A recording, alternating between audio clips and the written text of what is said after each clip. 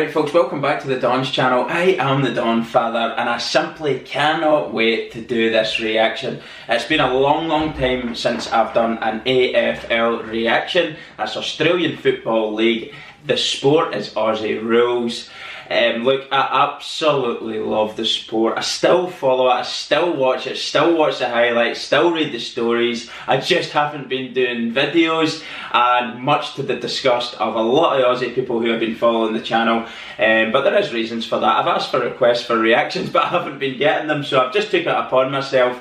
I absolutely love the Western Bulldogs. Actually, just now that I think about it, that was a picture that was sent from a friend of the channel a while ago with the red, white and blue seating there, the Witten Oval. But look, I love the Bulldogs, and 2016 of course they went on and they won the grand final. Nobody's seen it coming. They creeped into the top 8 to make finals footy, and just against all the odds went on and won it. Now they've been better than that since then. They've got into the finals footy several times now. Port have been a club that's very much been in and around it as well the last couple of years. I think they've got loads of brilliant young gun players. And the Bulldogs, something's clicking. I think, in my opinion, they've got the best midfield in the competition. I always called him Mr. Consistent. Jack McRae, I think he's been astonishing this year. He's nearly up in around 40 disposals a game. He's absolutely ridiculous. What a player. I absolutely love him. Obviously they added Bruce to the forward line last year. It didn't work out. This year he came in. He's been injured and stuff now, but one of my favourite players has actually been Treloar as well, from Collingwood, who have been terrible obviously this year. Great addition to the squad, on top of the likes of Astronaut. Love Aaron Naughton and Basalenka. He's been brilliant the last couple of games, Basalenka. And you're going to see what I mean now when I do the reaction to this. The reason why I'm doing the reaction is, by the way, I watched the first half, then I had to go away and coach my daughter's football, soccer. And I missed the second half, so I'm going to be watching the highlights for the second half now. That will be a genuine raw reaction to that. So really looking forward to it. I know the scoreline, and I know the winner obviously for people who's new to this sport. So not going to waste too much time. Don't forget to subscribe, like, comment and share, and put the bell on so you don't miss any of our future uploads. I will promise to do more AFL content. It is a sport I adore. I don't let anybody try and change that by saying, oh, you don't care. Nonsense. Love the sport, still watch it, all that there. And I hope you enjoy the highlights and a little bit of the reaction too. That wouldn't be too bad. Anyway then, no more talking. Let's go!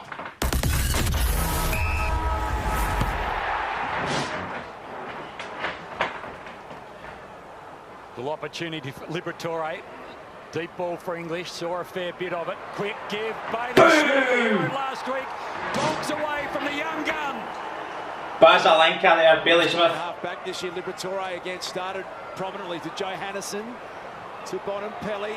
Beautiful, man. Treloar picked it up nicely. He's got good leg speed. He heads toward goal out the back, and Vandermeer's taking the mark, got rid of Houston.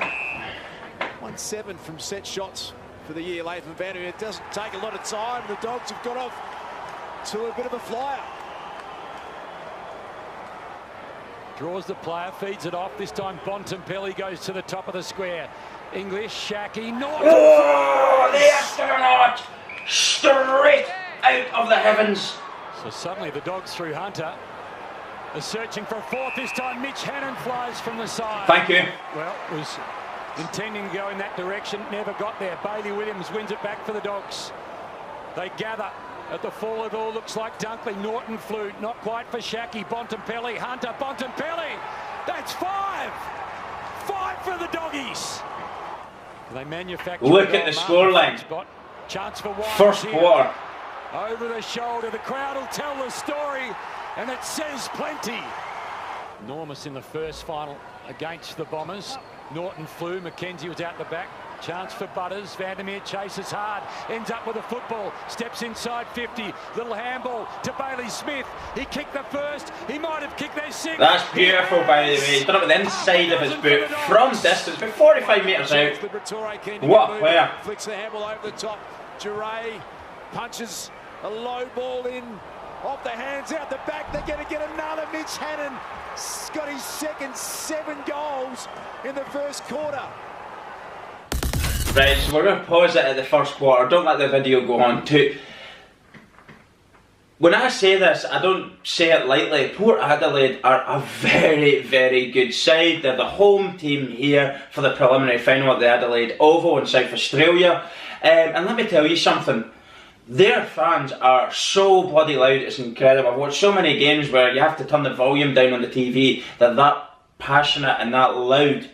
They were silenced in this first quarter. They were blown away. And I don't know why or how. Obviously, explosive start from the Bulldogs. But was it the occasion, Port fans? I don't know if the occasion. You cannot question the talent within their squad. You can't question the form that they've been on. But the occasion seems to be the only denominator I can come up with here is why they have been rocked so much in the first quarter here. So brilliant. But Basalenka, who's standing goal of the half, the quarter for me there, sorry. Inside of the boot from distance, boom, had a shade of Dustin Martin to it as well, but really aggressive start from the Dogs, kicking 7 goals. That is phenomenal. It's the hardest position to be in. You know, once you just have to really keep the motivation going, keep the players up and about, keep playing the style. As we see 50 metres. This might be a little opportunity that Power need. Half a dozen for the year, his 5th final, his first goal in a final, and gee, they needed that. Bounced over the head of Riley Bonner. Flashing through, Mitch Hannon started this game. Superb style to Norton, who's just brilliant. So dangerous early in this game. Long bomb from Bonner from fullback. Dixon came flying through, but Cordy goes back inside 50 again. It spills to Johannesson. He loved it off the boot, and he got it. Johannessen's goal. He's such a hard-working player, Johannesson. Dogs have got numbers back. Cordy slipped past the Dixon tackle. Awkward ball for Bontempelli.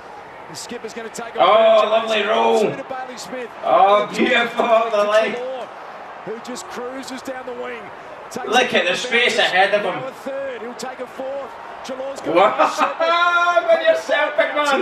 He's got the long target in Shaki. Good defensive spoil. Front centre Norton. Handball over the top. Hannon. Goal number 3. He's got it. What a goal. Coast to coast. That is incredible footy. Applied a pretty good tackle. In fact, a really good tackle. Bettany behind the play. The aggression. Love it. On Tom Marshall.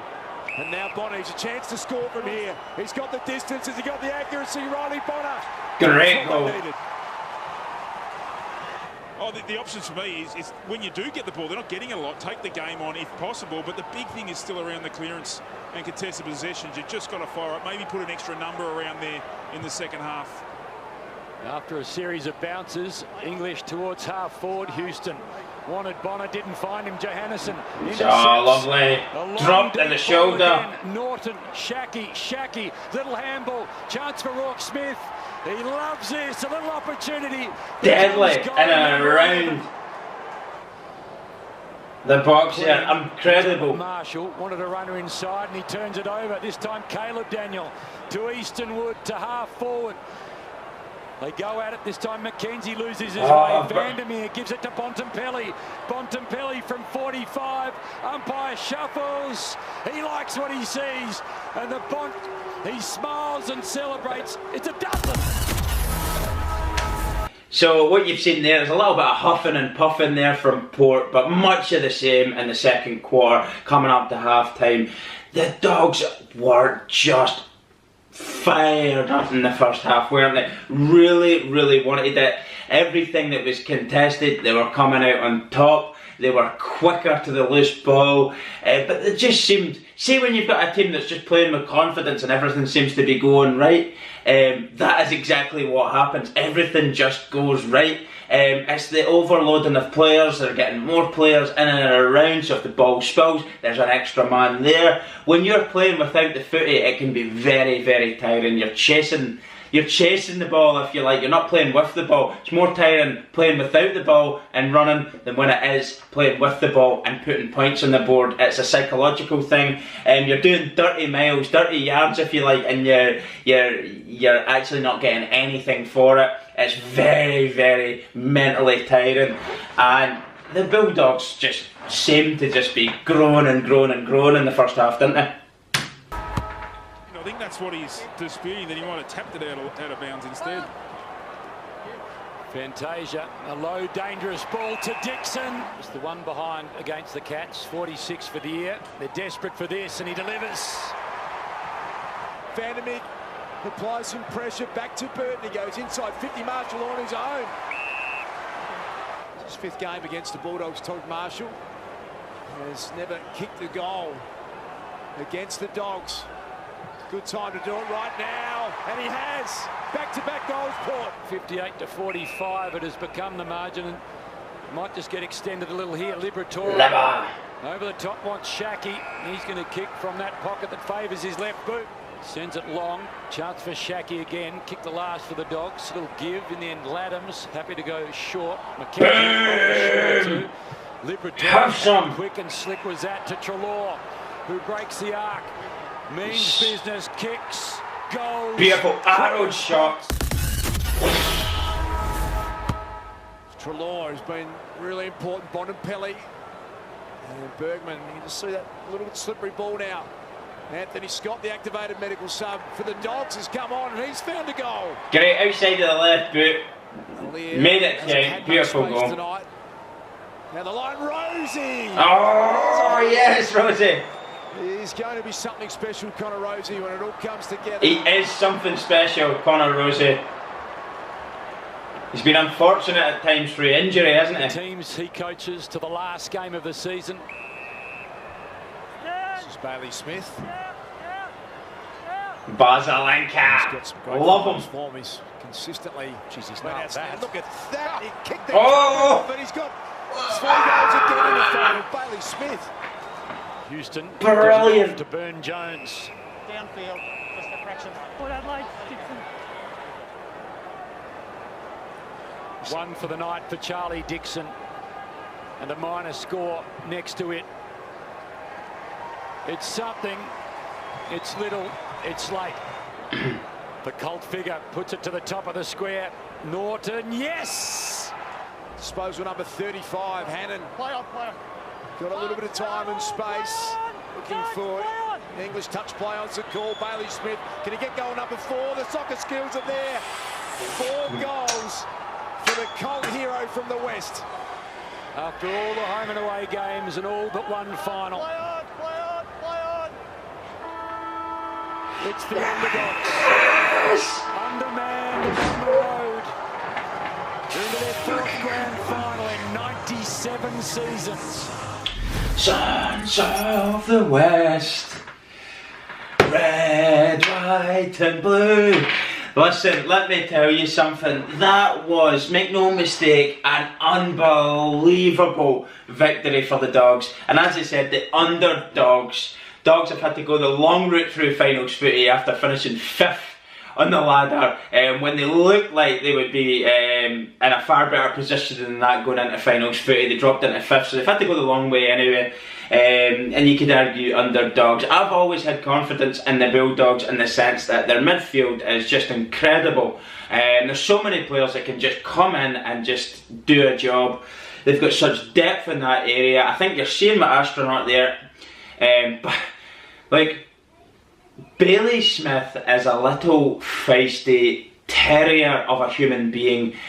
What a player. The mullet, it just always looks ferocious, but he is just getting better and better and better and better. You've seen 4 goals in a preliminary final. I think it was 3 in the game before that. So he is stepping up in finals footy. He has proven that the occasion is not something that he has a problem with. And I think they're going to definitely need that coming up against the D's, who have been arguably the best team in 2021. I think they've been fantastic to watch as well. The way they've dismantled Geelong, I might even cover that as a reaction. It's a really enjoyable sort of unexpected grand final this year. Of course, it's going to be held now in the Optus Stadium in Perth, Western Australia, for the first time. 60,000 people at it. It's going to be a night to remember, and I believe that for a neutral, for a lot of people now from different parts of the world who follow this channel, that if you tune into that game, you will not be disappointed. Try and watch the build-up from the day before and, of course,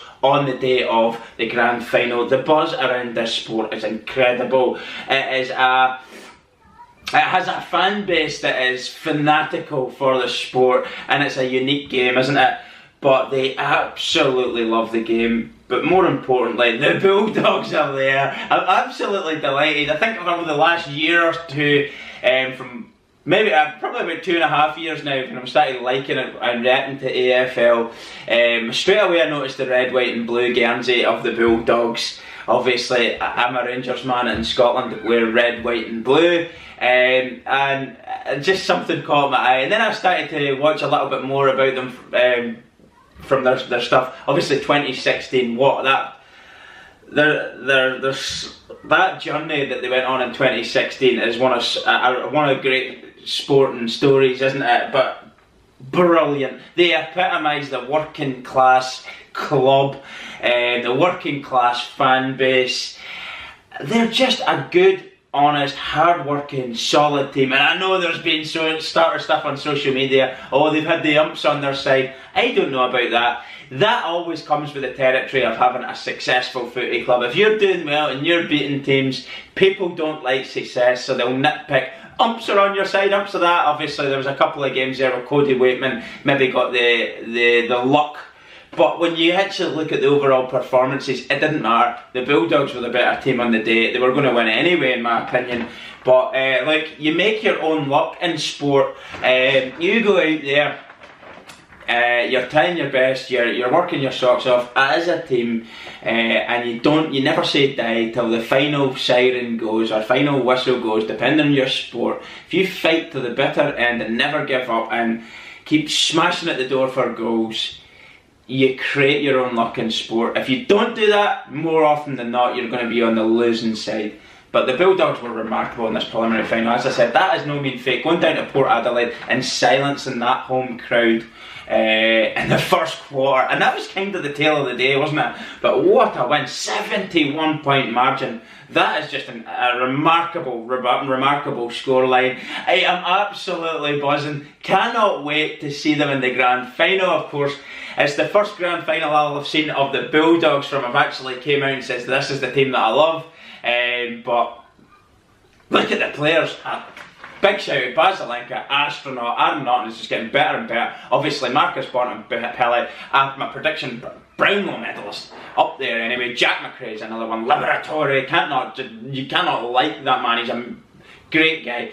And also, as I said at the start, Treloar I think has been a great addition to the team. So many players from front to back. Johannesson's another one I mentioned, his work rate's phenomenal. So I'm really looking forward to it, and I think I know the Bulldogs dropped 5th on the ladder, but I would say, value for money, those two clubs are probably been my two favourite clubs this year to watch.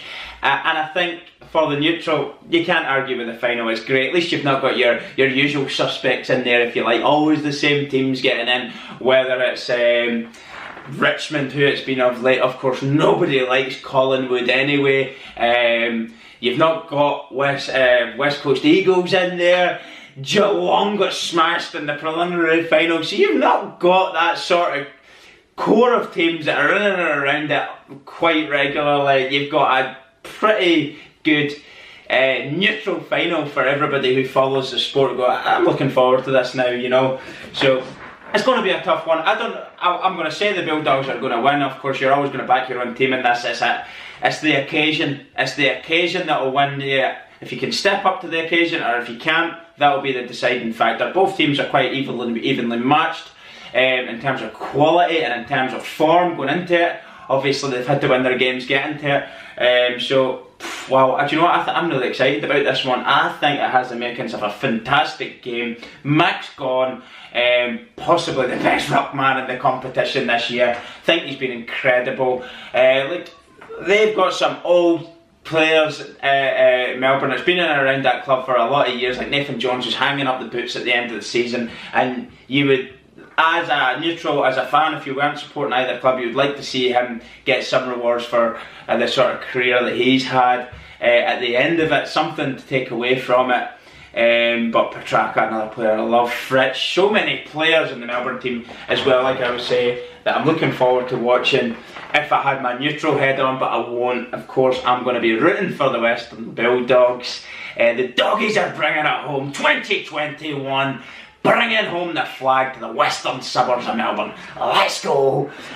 Thanks very much for watching, everyone. Greatly appreciated. For all the AFL fans, have a great week. I hope you enjoy the grand final when it comes around. Don't take too much booze, or do. But just have a great time, and may the best team win. Should I leave it on that? But the best team better be the Bulldogs. See you all soon, everyone. Good luck and good...